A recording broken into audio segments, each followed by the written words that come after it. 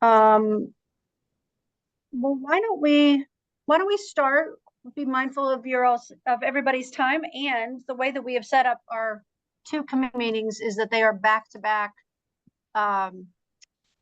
So we will be very mindful of time because we have to drop and go to another call. So for those of us who have the Career Pathway Committee. So Jim, I might suggest that we do a quick round of introductions, particularly because we've got some of our colleagues from the CTECS team on that folks may not know, who are going to do the second part of our agenda. But if you want to call the meeting to order and do welcome and intros, then we can jump into the agenda. How's that sound? I think that's a lovely idea. So I'll just get started. My name is Jim Gilday. I am I don't know which role I'm here on. I think I'm the Director of Manufacturing at Bigelow Tea. I'm also President of Manufacture Connecticut. Certainly love today's topic for certain. So that's me, and I'll just kick it off to who's ever next to me, which is, it looks like Lou.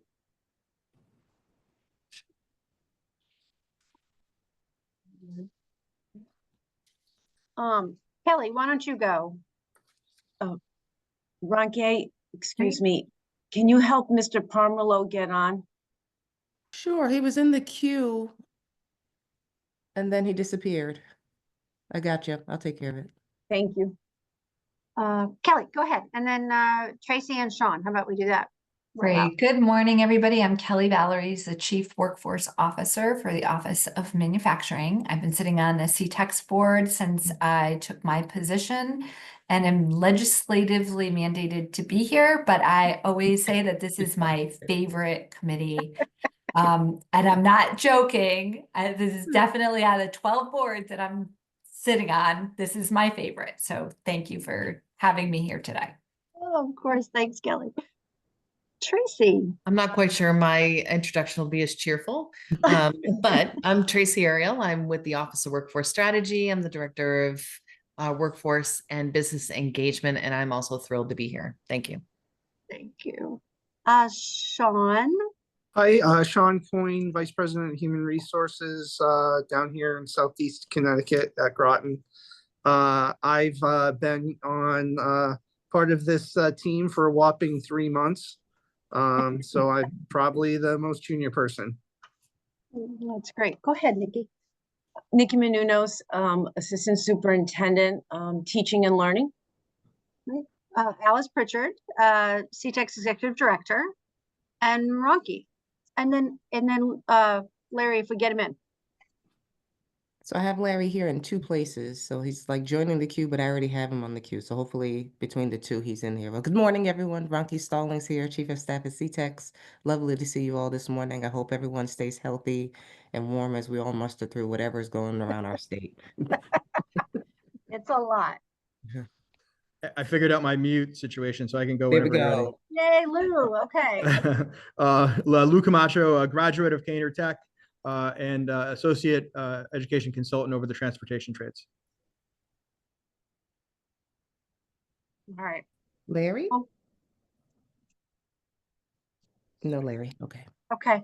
Keep working on Larry. We'll get Larry's intro as part of the trade reauthorization conversation. But why don't we jump in to a review of the committee, and just so for Jim, I'll run this one, and we wanted to spend time today again just to orient ourselves to the idea of this committee, to have a chance to look at what we drafted in terms of kind of key responsibilities or areas of focus, and then we actually have an action item in our very first meeting, which is to talk about the trade reauthorizations for a couple of areas, and Lou and Larry and Nikki will walk us through that. And then we want to come back at the end to talk about who else we might like to invite to this committee. We want to have both representation from the board and from the agencies like OWS and who are represented on the board, but also do have, certainly have room for some ex officio members representing other industry areas, for example. I think we have some folks. And so what we'd like to do is take a minute at the end to brainstorm some additional folks we'd like to invite, and then we'll take those names to the chair and vice chair, and before our next meeting, they'll review those quickly, and we'll get some invites out and bring people on to our next meeting. So Jim, you want me just to keep rolling along? And that's perfect. Thank you. Okay. So again, this is a draft and would love everybody's feedback. We have suggested 2 committees. The board has developed 2 new committees, one on business and industry and one on career pathways. We recognize that they are not mutually exclusive. We're kind of artificially separating them, but with primarily a focus on, for this group, on business and industry relationships, and for the career pathways on more of the secondary and post-secondary and community-based organization and other partners that we might engage with. So that's kind of our separation. Kelly suggested at our last meeting that we think about joint meetings on occasion, and we think we'll probably prepare to do those twice a year, where we'll just fold this, kind of 2 hours that we block out every other month into a single meeting so that people can talk across the 2 groups. But so recognizing that it's a little artificially separated from the biggest picture you would do if you were doing business and industry and career pathways, the business and industry committee we were suggesting would focus on the business and industry community to create new opportunities for students and foster workforce development. We were suggesting that this group in our meetings, and so our agendas would focus on identifying new partnerships with local businesses, state and municipal government, industry associations. I think we wanted to add at Todd's suggestion in our last meeting, unions or trade associations as also possible partners. We might even want to do some community-based organizations who work in this space. So that's one suggested activity. The second is to facilitate connections for our students and staff with industry professionals through things like job fairs, company tours, mentorship programs, etc. That's kind of the community outreach ideas. The community engagement idea is to suggest opportunities for community service projects between CTECS students and local businesses and community organizations. And then lastly was an advocacy suggestion to advocate for policies and legislation that support growth of the workforce. And I'll just give you an example. There's a piece of legislation this session that would it is exploring changing the certification requirements for instructors who teach only at the adult level, who are not teaching K-12 students.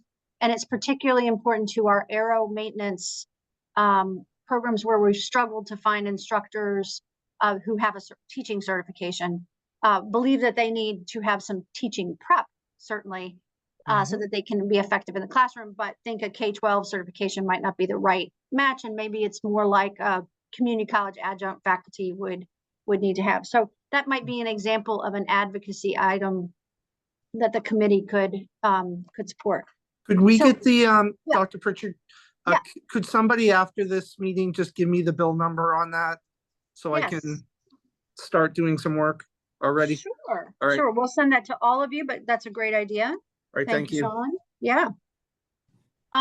So Ronki has it in front of you. I'm sorry, I read it to you as well, but wonder if folks have additional suggestions of activity, connections, areas of focus, any of the above that we would want to add to our draft kind of charge key responsibilities for this group. Not necessarily add, but I will Jim. just Uh-huh. one of the initiatives there. I know I was appreciative that you were accepting of our executive director, Kate Houlihan, reaching out to you in her role as director of Manufacture Connecticut and setting up that meeting. I think that'll be a wonderful opportunity to meet with that industry association. So I was appreciative of that, and I think that's a nice move. Great, thanks. I didn't know you were the chair until I looked up the board and I was like, hey, look at that. Isn't that great? Isn't that great? I was looking down, so I don't know whether Kelly or Todd is first. You guys tell me. Todd, do you want to go? Ladies first. Oh, I knew he was going to say that. I knew he was And gonna say thanks, that. Jim, for being the new chair of Manufacturer CT as well.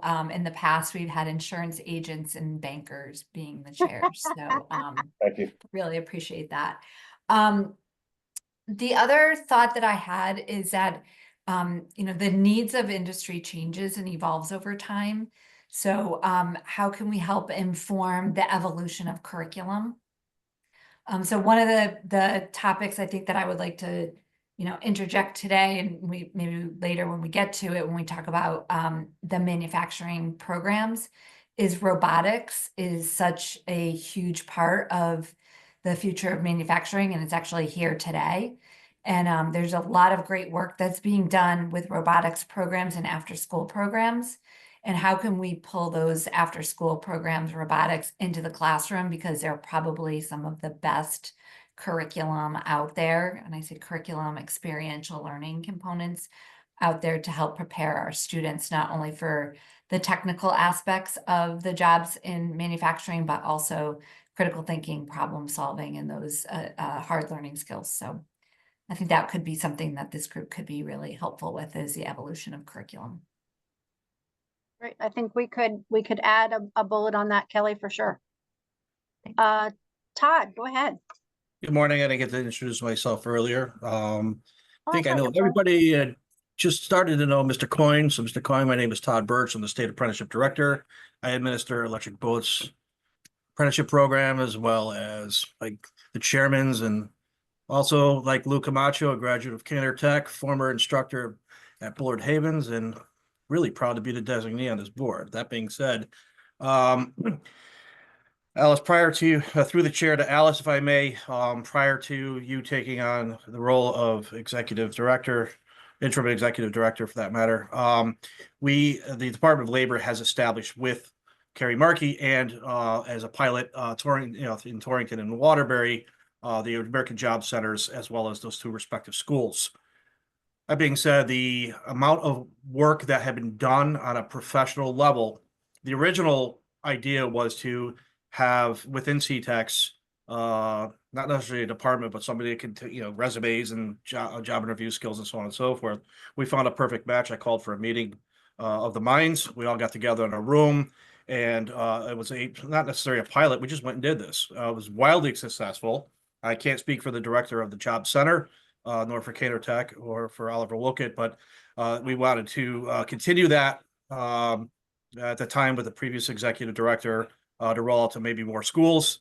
It does take, and this is what we're good at. This is what we do. It takes the role, not necessarily the role out of the CTECS, but a very good partnership, not only for the students themselves to build their resumes, but also it is our opinion, the department heads, their job is to run their departments and teach kids too, instead of them being placing individuals, because look, I was part of that entire process too. When companies are looking for their new employees, they look for juniors and seniors, and they want like, hey, there's my new employee coming right out of school.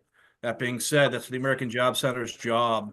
He's talking about job fairs and placement itself. That is, that's the partnership and role that we could place for getting the students into the CT hires for placement and then taking care of all the stuff. So that's through from the commissioner through me to the board, a recommendation to continue that work. It is part of Business and Industry Committee. There's no question about it. We look forward to that partnership and continue that because that's what we're good at. So thank you. Yeah, Todd, to that point, I think we could add a little bit of detail to that bullet. I think there are a number of ways we've been engaging. So certainly with Department of Labor around the job readiness pieces, and I think you're absolutely right. That's the skill set of AJ's, American Job Centers, not necessarily our schools.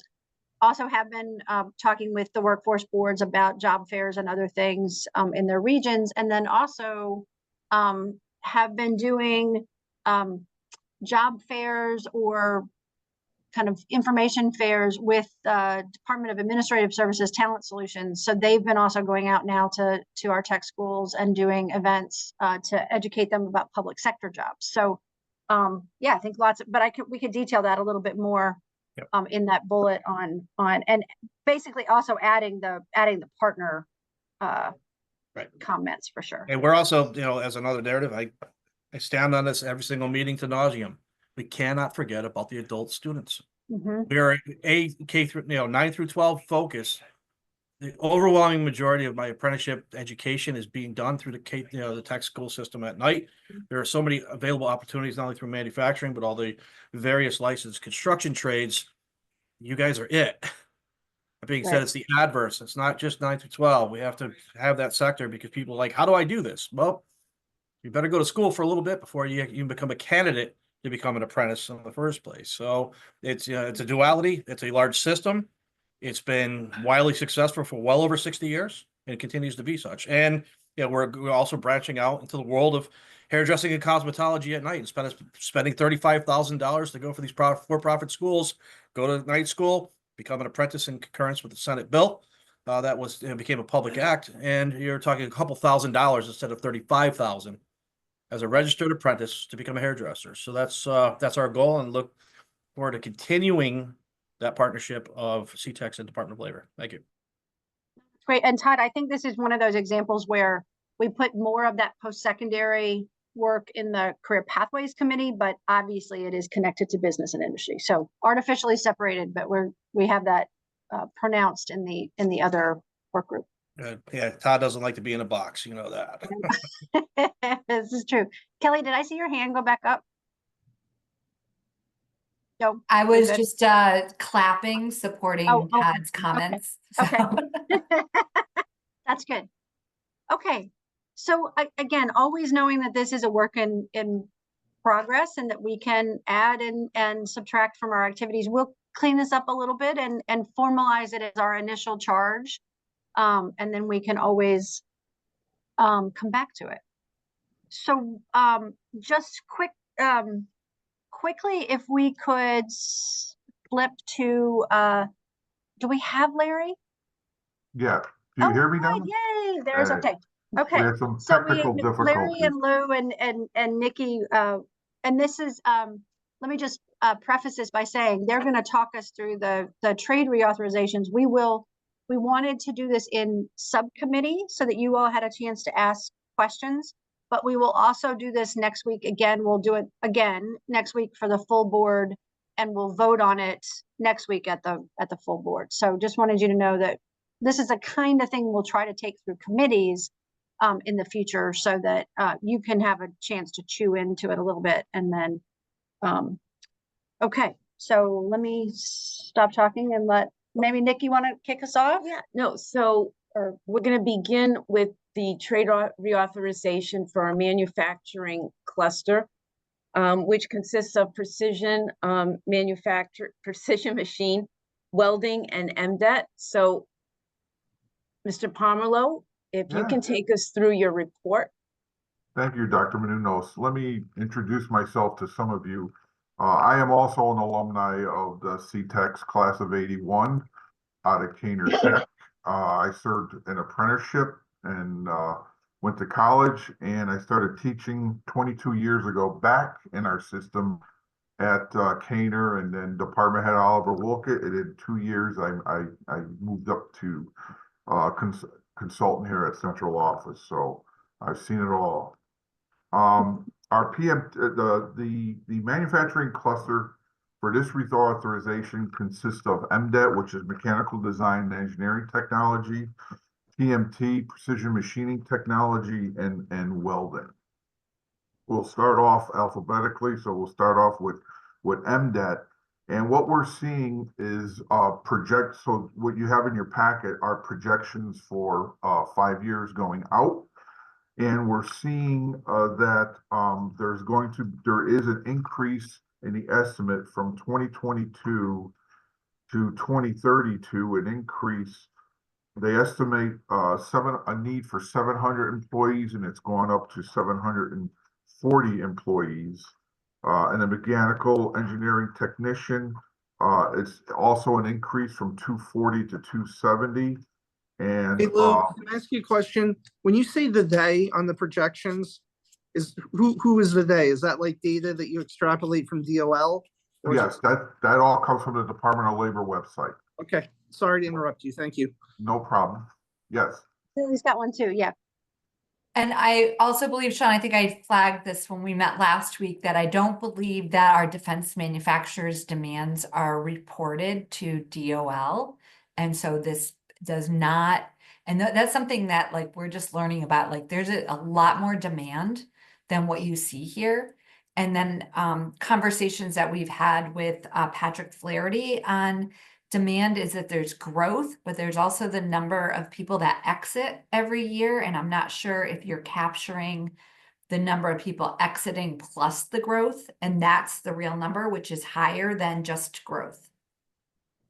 And then adding the differential of what the defense manufacturers need, which we get from EB annually in their legislative breakfast meeting. Yeah. So they don't break down, you know, all of the details of the positions, but we know that of that demand, how many are engineers and how many are technicians.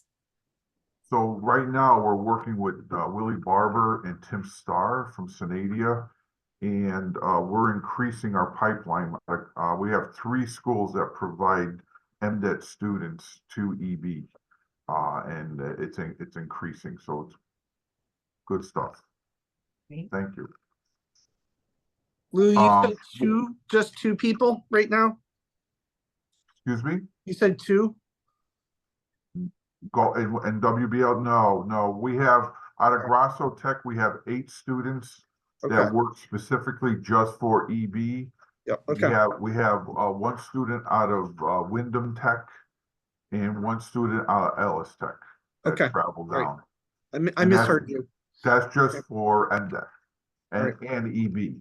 All Yep. our other WBLs out of our MDET programs are for other manufacturing industries in the state of Connecticut. Okay.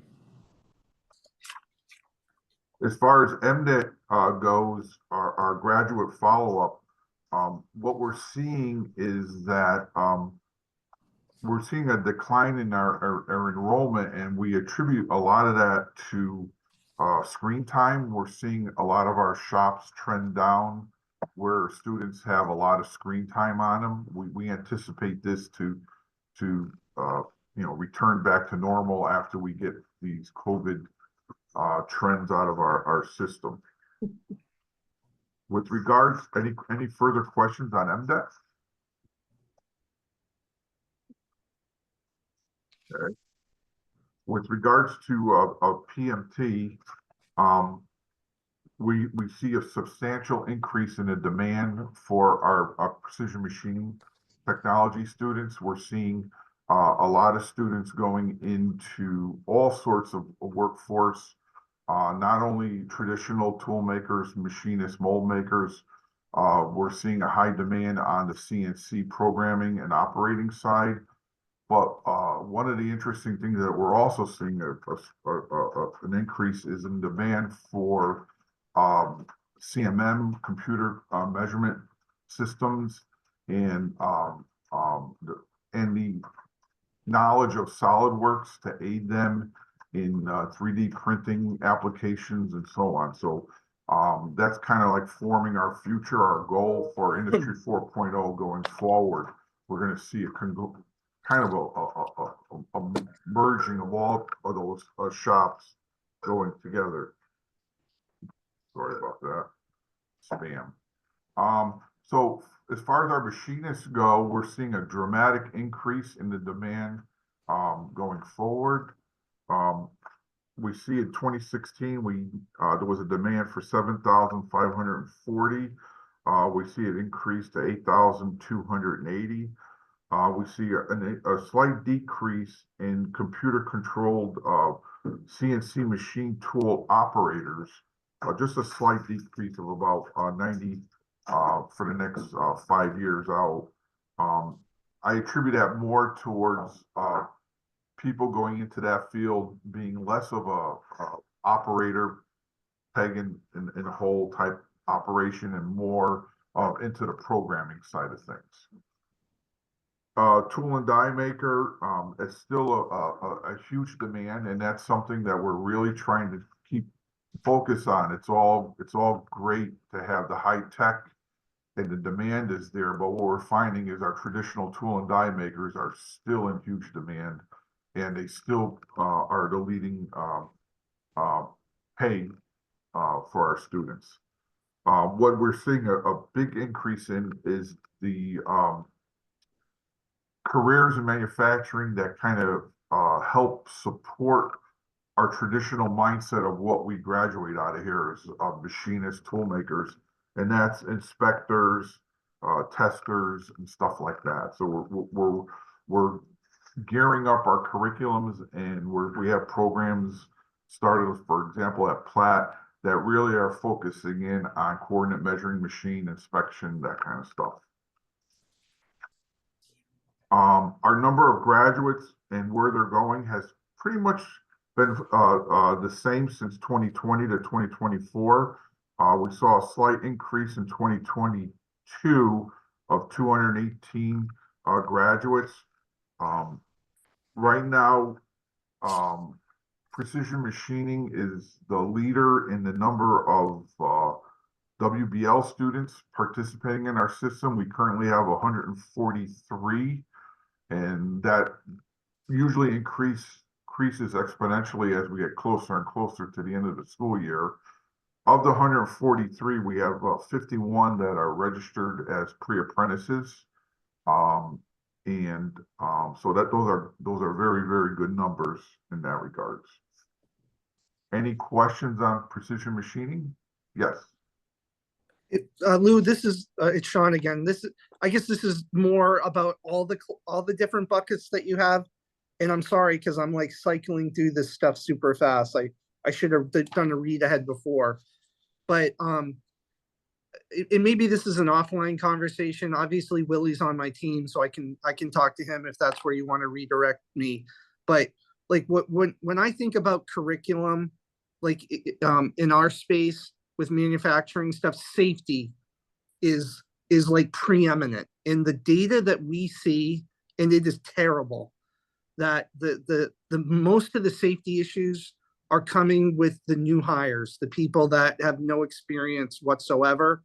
So I'm trying to figure out, and again, like I said, Lou, maybe you and I can chat offline, like how much time is spent in each year of these programs with students in safety, and also taking like the joint experiences of us manufacturers, because what drives safety issues here in Connecticut is obviously going to be very different than what you may see in other parts of the country, right?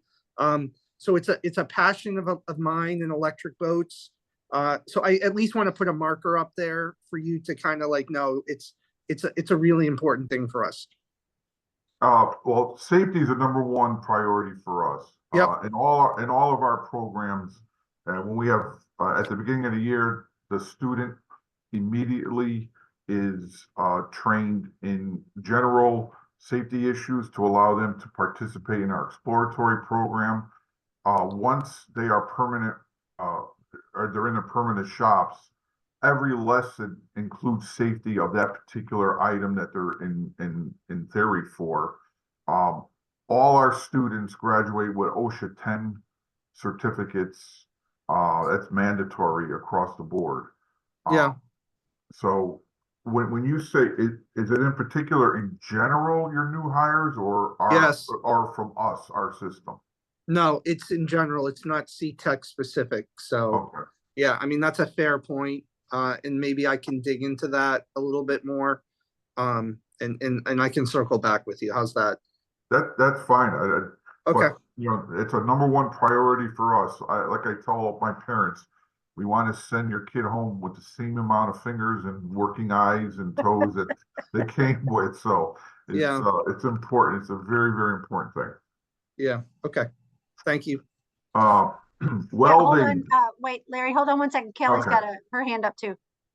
Yeah, and I just wanted to emphasize a point that I put in the chat is the labor market data is important, and it's a good indicator of what the future is going to hold, but it's only one indicator, and there's a lot of complexity in being able to pull the data in a way that's meaningful. So it's job titles are very nascent. Like, you know, somebody could call one thing a CNC operator and somebody else calls it a machinist, or somebody else calls it, you know, a technician.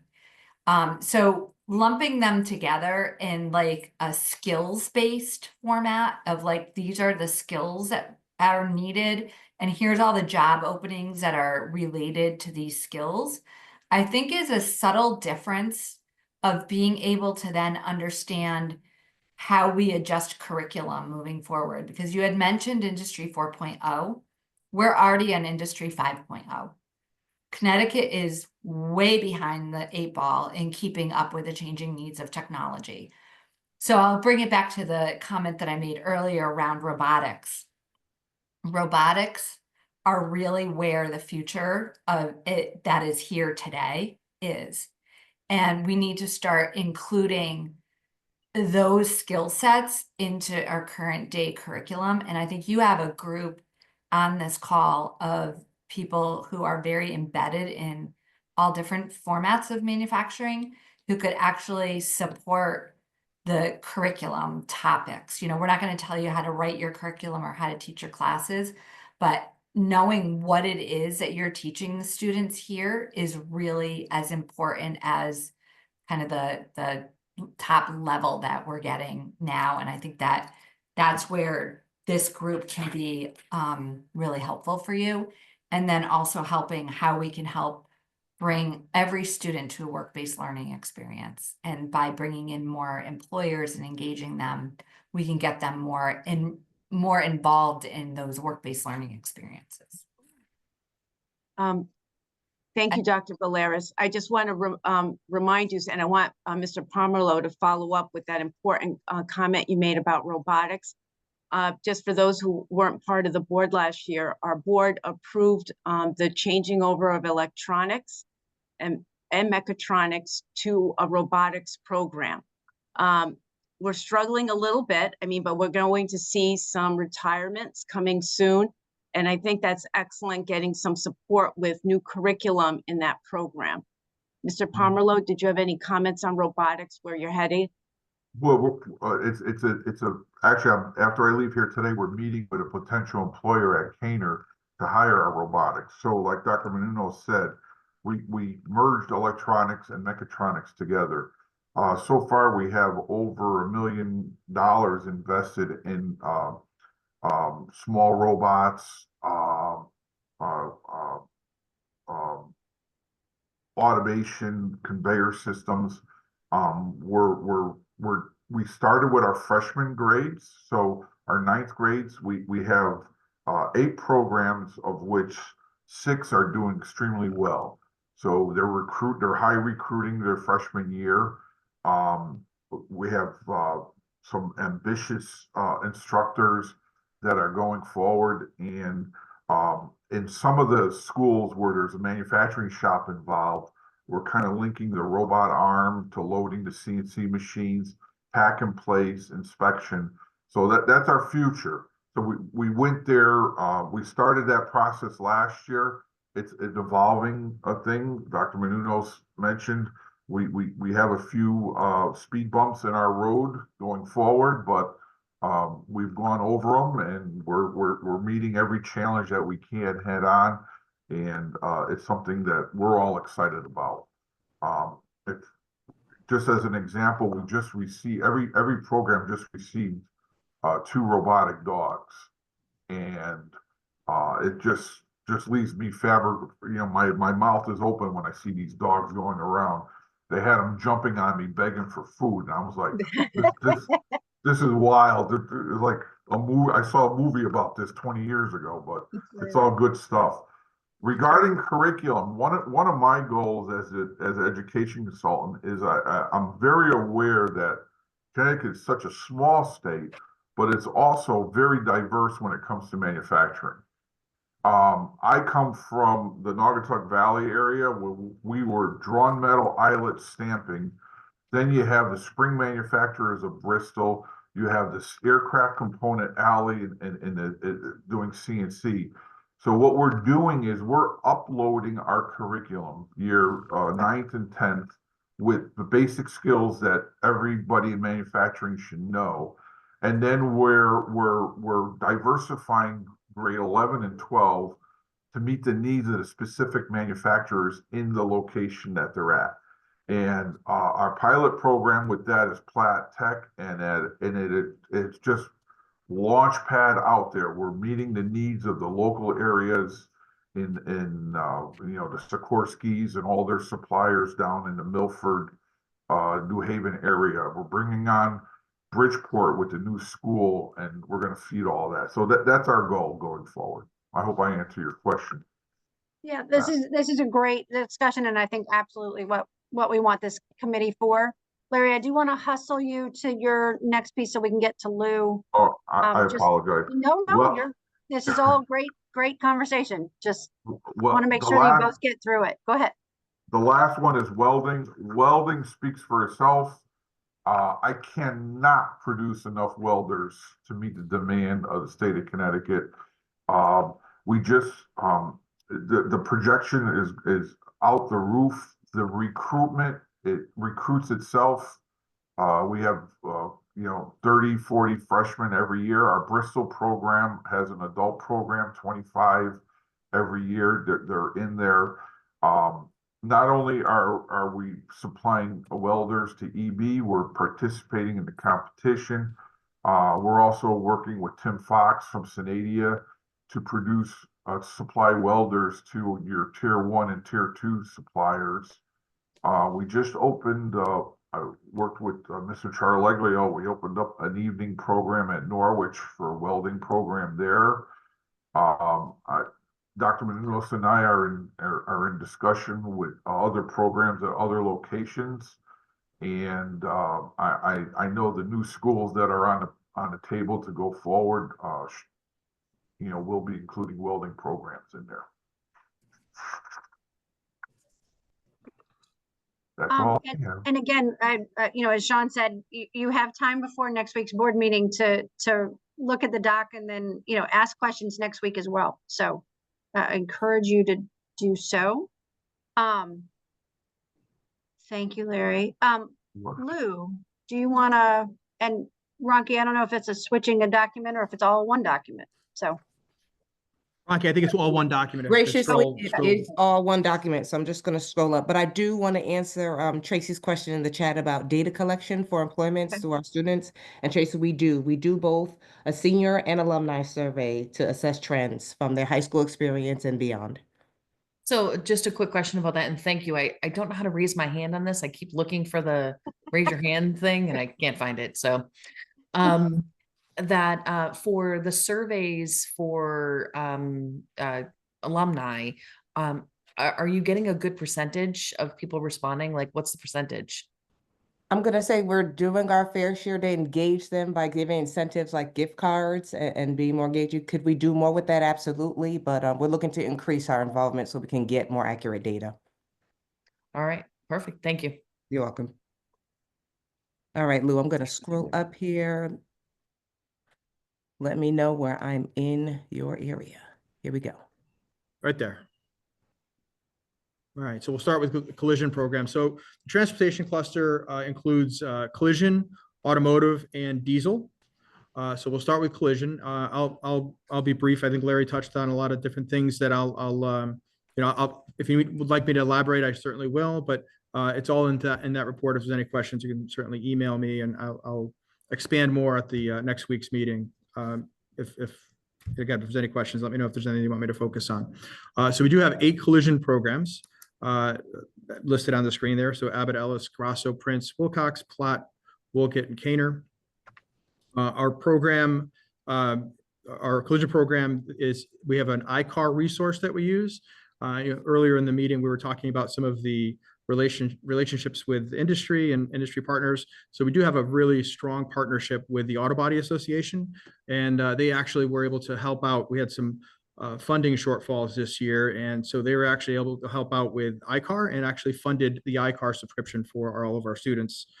They've also helped out with Skills USA, so they're sponsoring any students participating in Skills USA, and including the student that competes nationally. So they're paying for that as well. So they've always invited us to their training events, and so our teachers are always invited. Like I said, they're a wonderful partner to have, and so the Auto Body Association is somebody that we're heavily involved with all of our collision programs. Collision is changing a lot. There's a lot of new ADAS. ADAS is the Advanced Driver Assistance Systems. So these are the cameras and the accident avoidance stuff that that is in every car today. It's not, it used to be only the high-end cars, but it's pretty much every car today has some sort of ADAS system in it. And these systems all require calibration. So we're continuing to train our staff, train our teachers, and following where the industry is going with some of those repairs and procedures. So that's the biggest thing in collision right now is like ADAS, but there's also some other, safety issues with high voltage batteries and electric vehicles, hybrid vehicles, lots of safety concerns with the collision side. So the automotive side, of course, how to diagnose and repair them, but the collision side, again, how to fix these collisions properly and calibrate the complicated electronic systems that are in these cars today.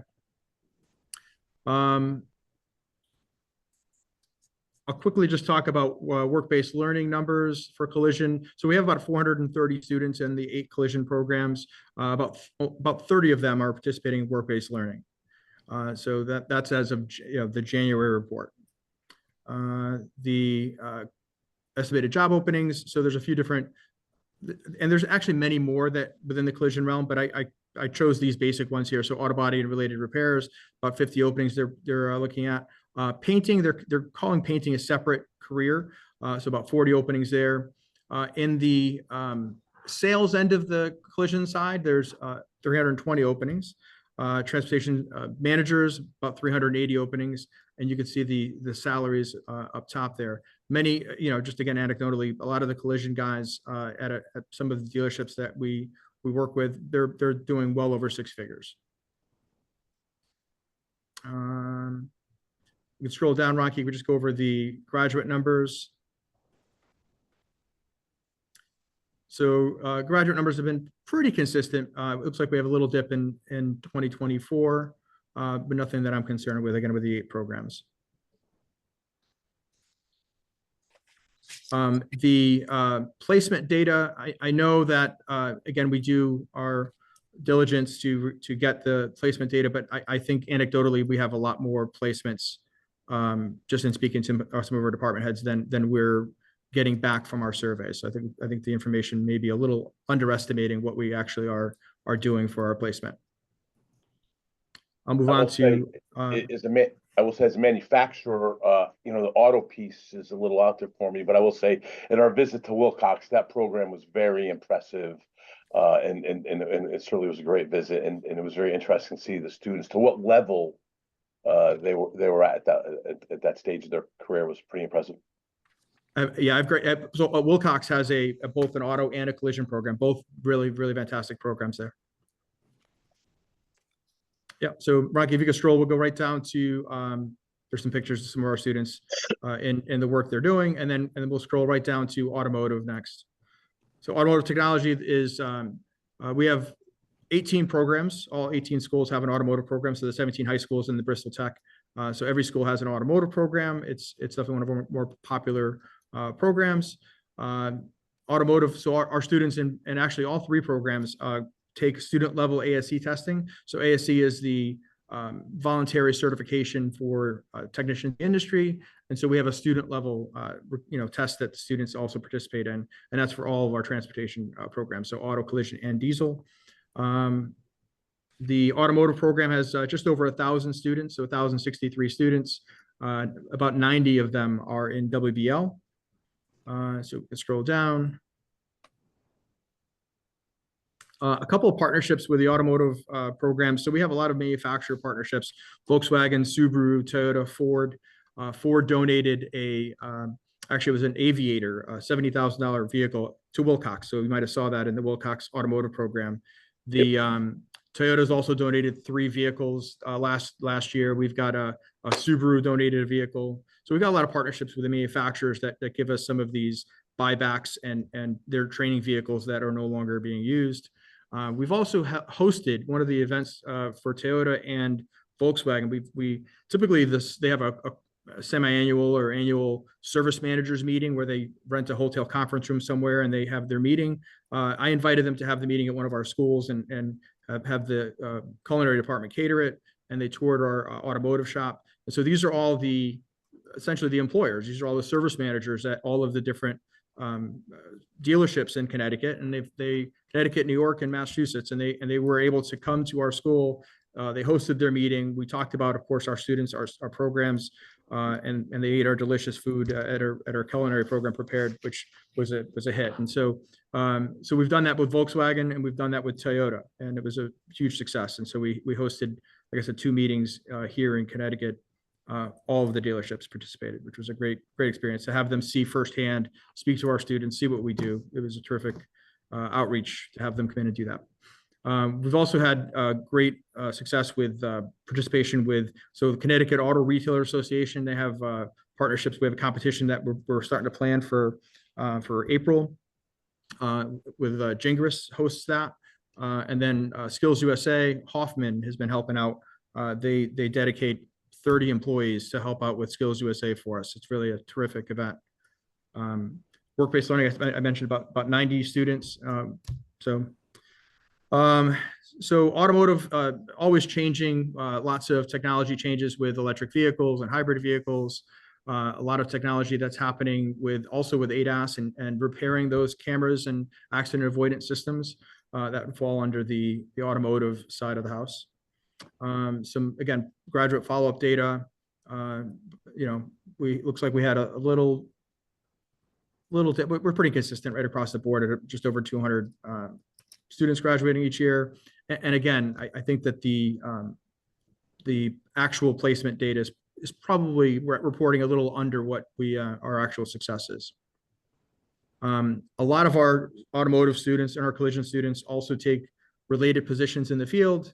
So, they might be painting and welding at EB. They might be working on the engine side of a generator. So it's kind of indirectly related fields.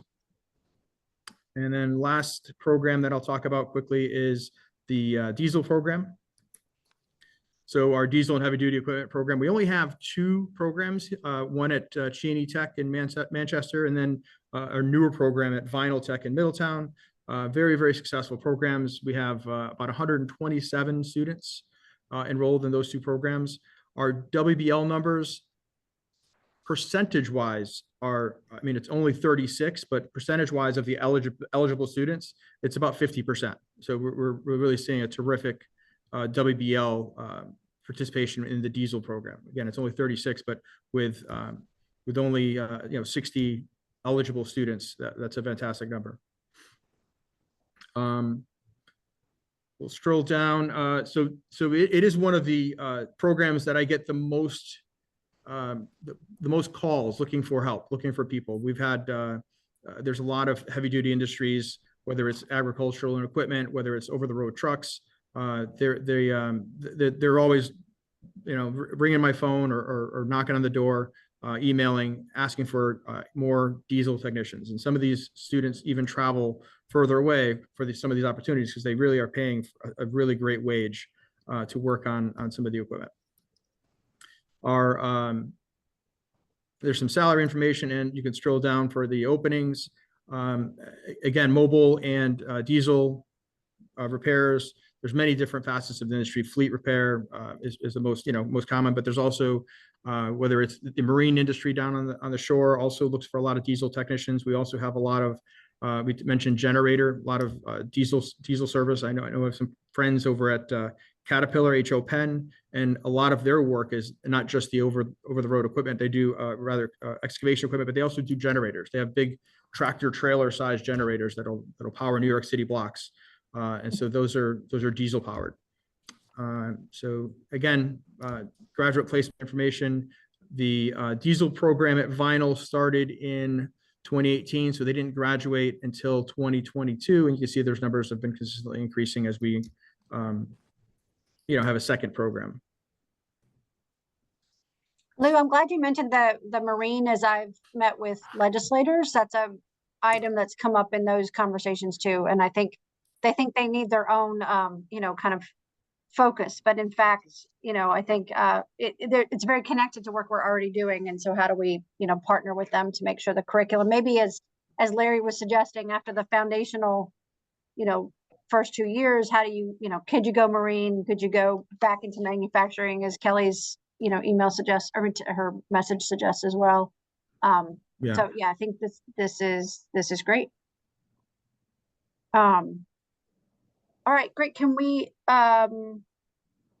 any questions for Lou, or if you will think of them and bring them to the board meeting, that's also very welcome. I do want to, because I saw Yeah, Kelly's please. comment, I just want to say one quick thing. What's interesting about auto is, to Kelly's point, here at Bigelow, we have so much equipment, from teabag machines to robotic palletizers to pick and place robots. And we have found some of our best teabag mechanics have actually come from the auto industry. So we've been successfully hired folks who came from the auto environment as well. Fascinating. That's great to know. Yeah, absolutely. Thanks, Jim. I think sometimes we forget that throughout the entire country, we're the only cohesive technical high school system in the country that produces a product for industry. There's no, and we were always talking about outreach, so on and so forth. There's no lack of knowledge of industry, knowing that our students are available to them. It's a student's option upon 18 years old to go into the world's their oyster. But I think there's something of pride that needs to be touted. I can't get enough diesel mechanics to say, it crosses all the genres that I deal with. I've been dealing with marine for a long time. What was presented today, manufacturing, again, transportation, the auto body folks, I've been in contact with them all the time. I mean, without the tech system, we would, even though we have some strong numbers and we have strong participants, this state would be in real trouble when it comes to talent. So thank you, Lou, and thank you, Larry. Appreciate your presentation. Yeah, this is great. So just a quick thing before we drop, I wanted to, so again, we'll vote on those things at the board meeting next week. In the meantime, and I'll just tee it up today, and then maybe we'll solicit your thoughts via email. But again, if you have colleagues in other trade areas in particular that would be helpful for this group, I think, Tracy, in particular, if there are people in the regional sector partnerships that you think might be good. I know, we had talked about wanting to have some folks from healthcare potentially on to help guide some of our health tech areas. I have a volunteer interested in from HVAC who would, kind of bring some of the traditional trade areas, in the building trades areas, into the committee as well. So why don't we do this, and just in the interest of time, we'll solicit your suggestions for additional members to join us in an ex officio capacity to bring some of that other, perspective to us. That would be wonderful. So, Jim, we would have you at the board meeting next week. Just share a little bit about the conversation here, and then tee up the trade reauthorization conversation, and then the chair would ask for a vote, and we'll be able to move forward. Will do. And can I just throw one topic out for consideration? Yes. Like, we talked about advocacy when it came to legislative initiatives, and I know there's, just from my role in Manufacturing Connecticut and the CMC, we did meet with Commerce Committee, Joan and Steve and the rest of the committee last week. And one of the bills that we're coalescing around, and I am probably be curious to Todd and Kelly's, well, everyone's opinion, but we are very much in support of House Bill 6786, the act considering the hiring ratio for skilled trades. From a manufacturing perspective, that certainly is advantageous to us, and we think that is a positive workforce development. So I don't know, if this is, as it pertains to workforce, and there's many apprentices who come out of the CTECS system. I don't know if this was a topic we could have a discussion for and see what this group feels about that. If I may just briefly clarify on that, Jim, that has nothing to do with manufacturing. That has to do with 7 specific licensed trades only, nothing to do with manufacturing whatsoever. But this, does it involve any of the CTEC programs? Electrical, CTEC programs, particularly, it may, but you had mentioned manufacturing. I want to be very specific with regard to manufacturing. It has nothing to do and play with you as a manufacturer. Gotcha. So it's there's often a ratio bill presented. It may not be specifically to, so, okay, but we can follow up on those. I think, yeah, and why don't we plan to, at the For next instance, meeting, and also again, I just know do an Todd gets this. update on those, yeah.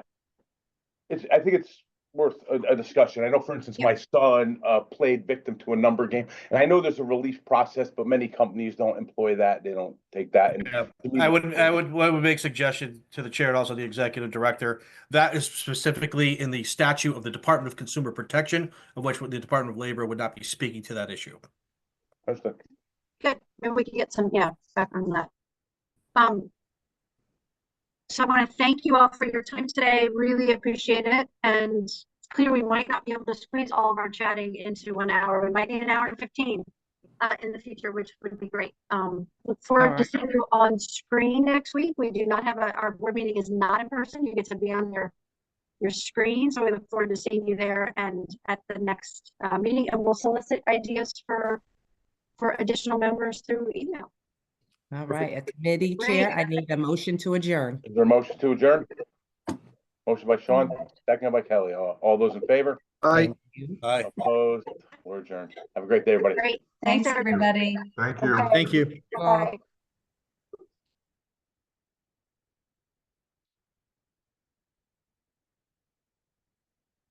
Well done, Lou. Thanks, Rocky. Have a great day. All You too. Bye. right, bye-bye.